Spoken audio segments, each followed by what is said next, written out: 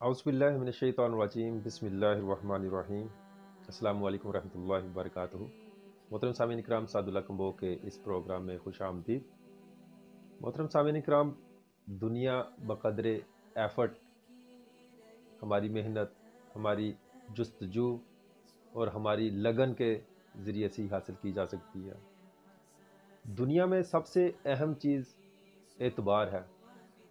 پیسے سے ہم ہر چیز خرید سکتے ہیں، مگر اعتبار کے لیے ہمیں اپنی سوچوں کو، اپنے اخلاق کو، اپنے رویے اور اپنی جستجو سے ثابت کرنا پڑے گا۔ ایک مثال دے کر آپ کو سمجھانے کی کوشش کروں گا۔ ایک آدمی نے کچھ روپوں سے ایک کاروبار شروع کیا۔ فرض کریں اس نے کپڑے کا کام شروع کیا۔ اس نے کچھ روپوں میں کپڑوں کے کچھ پیسز لے کر آتا، اس میں گلی گلی پھیری لگا کر اسے بیچتا۔ آہستہ آہستہ اس نے یہ کام بہت خوشی سلوبی سے کرنے لگ گیا اور اس کی اچھی آمدن ہونے لگی۔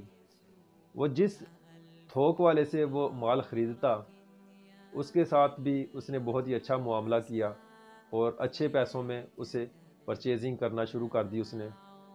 کچھ وقت گزرتا ہے کہ وہ اپنی ایک چھوٹی سی دکان بنا لیتا ہے۔ اس طرح اس تھوک فروش کے پاس اس کا بہت اچھی گڈ ول بن جاتی ہے۔ آہستہ آہستہ ٹائم آتا ہے کہ وہ اسے کچھ کپڑا ادھار میں دینے لگ جاتا ہے، اور وہ ادھار کے جو پیسے ہوتے ہیں وہ کوشش کرتا ہے کہ وقت سے پہلے اس تھوک فروش کو ادا کر دے۔ اس کی اس حرکت کی وجہ سے کچھ عرصے بعد اس تھوک فروش کا اس پر اتنا اعتبار بڑھ جاتا ہے کہ وہ اسے لاکھوں روپے کا مال جو ہوتا ہے وہ اسے ادھار دے دیتا ہے، اور وہ اپنے اصولوں کے مطابق کوشش میں یہی ہوتا ہے کہ وہ اس کی ادائیگی ٹائم سے پہلے کر دے۔ اور اس طرح وہ ایک وقت آتا ہے کہ وہ اپنے شہر کا سب سے بہترین کپڑے کا کاروبار چلانا شروع کر دیتا ہے۔ محترم سامعین کرام، روپیہ پیسہ ہی سب کچھ نہیں ہوتا اور اعتبار کا کوئی بدل نہیں۔ ایسے ہی ہمارے رشتوں کے اندر اس مقدس کام میں، اس مقدس پیشہ میں اعتبار بنانا بہت بڑی بات ہے۔ ہم جب کسی فیملی کے گھر جاتے ہیں کسی بچی یا بچے کو دیکھنے، وہ ہمارا انیشیل سٹیج ہوتی ہے ہماری، کہ ہم ان کے گھر جا کر اس بچے سے ملیں یا اس بچی سے ملیں اور اس سے کچھ ہم بات چیت کریں، اس کی فیملی والوں سے کوئی بات چیت کرتے ہیں تو ہمیں کچھ نہ کچھ آئیڈیاز ہونے لگ جاتا ہے کہ وہ فیملی کے ساتھ ہم لوگ چل سکیں گے یا وہ فیملی ہمارے ساتھ چل سکے گی کہ نہیں۔ اس سارے پروسیس میں ہو سکتا ہے کہ ہمیں سوچ بچار کے لیے کچھ ٹائم چاہیے۔ جب ہم ایک فیملی کو وزٹ کر لیتے ہیں تو کم از کم انہیں اتنا ٹائم دیں کہ وہ اچھی طرح سوچ بچار کر لیں، ہمارے درمیان ان کی اچھی انڈرسٹینڈنگ ڈیولپ ہو جائے، ہم فیملی سے ہفتے میں ایک یا دو دفعہ کمیونیکیٹ کریں تاکہ ان کی جو سوچیں ہیں، ان کے جو خیالات ہیں اور ہمارے بارے میں جو ان کے نظریات ہیں وہ ایک دوسرے سے ڈسکس ہو سکیں۔ ناظرین، اچھا رشتہ بنانے کے لیے ہمیں کمیونیکیشنز کے ساتھ چلنا پڑے گا۔ ہماری کمیونیکیشنز اچھی ہونی چاہیے۔ جب ہم اپنے بارے میں دوسرے لوگوں کو اپنی تمام تر ترجیحات پر فوقیت دیتے ہیں تو بے شک دوسرے لوگ بھی ہمیں اپنی ترجیحات پر فوقیت دیں گے۔ یہی سلسلہ ہے کہ ہم کسی نہ کسی نہج پر آ کر ایک دوسرے کے اوپر اعتبار اس قدر مستحکم کرنا پڑے گا کہ ہم لوگ آخر ایک زبردست رشتے میں بندھ جاتے ہیں۔ تو ہمیشہ میں اپنے معزز سامعین سے، اپنے کلائنٹ سے یہ عرض کرتا رہتا ہوں کہ آپ اگلی فیملی کو جب وزٹ کر لیتے ہیں تو اس کے بعد انہیں اچھی طرح سے سمجھنے سوچنے کا موقع دیں۔ بعض اوقات فیملیز وزٹ کر کے آتی ہیں اور فوراً سے ہم سے رسپانس مانگ رہی ہوتی ہیں کہ اگلی فیملی سے کال کر کے پوچھیں کہ انہیں ہم لوگ کیسے لگے، یا فوراً سے یہ فیملی کو ایک طرف سے پسند آ گیا اگلا بچہ یا بچی، اور فوراً اگلے ہی دن ان کی طرف ٹائم بنانے کا ہم سے پوچھنے لگ جاتے ہیں کہ ان سے فوراً ہماری میٹنگ ڈیسائیڈ کریں۔ تو محترم سامعین کرام، آپ سے بات کرنے کا مقصد یہ ہے کہ ہو سکتا ہے کہ ہمیں تو وہ فیملی بہت اچھی لگی ہو، کیا انہیں بھی ہم اتنے ہی اچھے لگے کہ جتنا ہمیں وہ اچھے لگے ہیں؟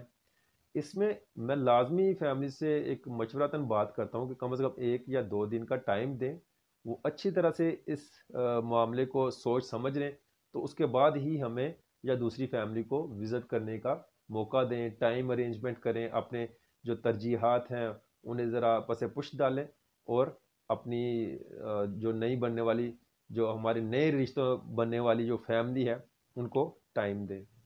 تو ناظرین اکرام، ریلیشن شپ بنانا آسان کام نہیں ہے۔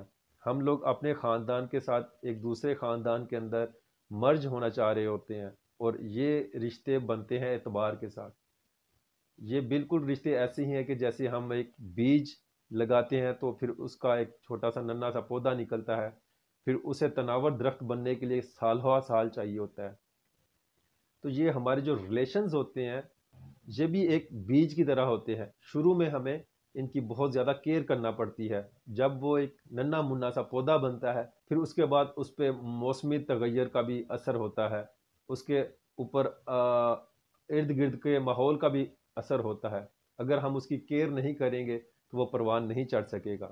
اسی لیے ہمیں اپنے رشتوں کو پروان چڑھانے کے لیے ان کی خاصی دیکھ بھال کرنا پڑے گی، ان کو وقت پر پودے کو جیسے پانی دیا جاتا ہے، اپنے رشتوں کو بھی وقت پر ان کی ضرورت کے مطابق ان سے ملنا ہوگا، اپنی انڈرسٹینڈنگ ڈیولپ کرنا ہوگی، اپنی جو دل کی بات ہے ان سے شیئر کرنا پڑے گی، تاکہ ہمارے جو رشتے ہیں وہ مضبوط ہوں، مستحکم ہوں، اور دیر پا ہمارے ساتھ چلیں۔ یہ جو میاں بیوی کا رشتہ ہوتا ہے یہ آفٹر ڈیتھ بھی انشاءاللہ ہمارے ساتھ چلے گا، جنتوں تک کا یہ ہمارا سفر ہوتا ہے۔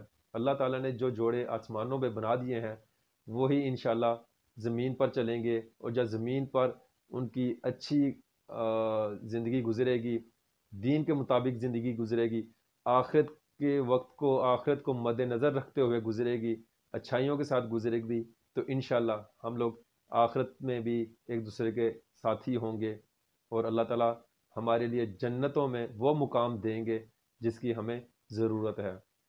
اللہ تعالیٰ ہم سب کو اس رشتوں کے مطابق اور رشتوں کو مستحکم بنانے کے مطابق ہماری زندگی کو استقامت کے ساتھ قبول کر لیں۔ اپنے میزبان سعد اللہ کمبو کو اجازت دیجیے۔ السلام علیکم ورحمۃ اللہ وبرکاتہ۔